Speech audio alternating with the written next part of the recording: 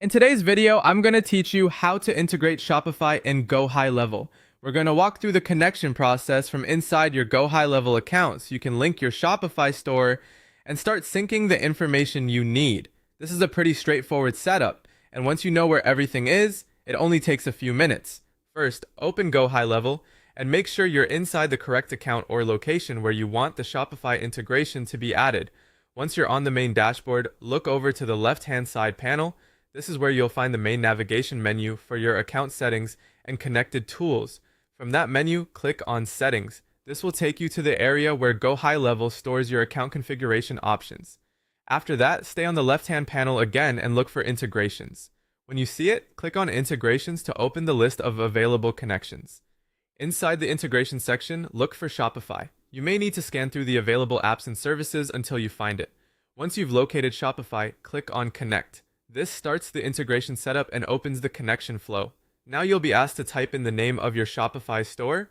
Enter your store name carefully, since this is what GoHighLevel will use to locate and connect the correct Shopify account. If you manage multiple stores, take an extra second here to make sure you're selecting the right one before moving forward. Once that's done, click on Next. The setup will continue to the Import Elements section. In this part, GoHighLevel is preparing the data and components it can bring in from Shopify.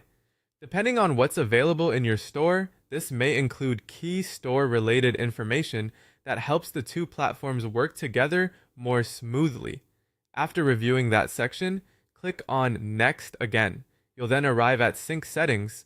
This is where the integration preferences are finalized. These settings control how the connection behaves between Shopify and GoHighLevel, so it's a good idea to pause for a moment and review what's selected before saving.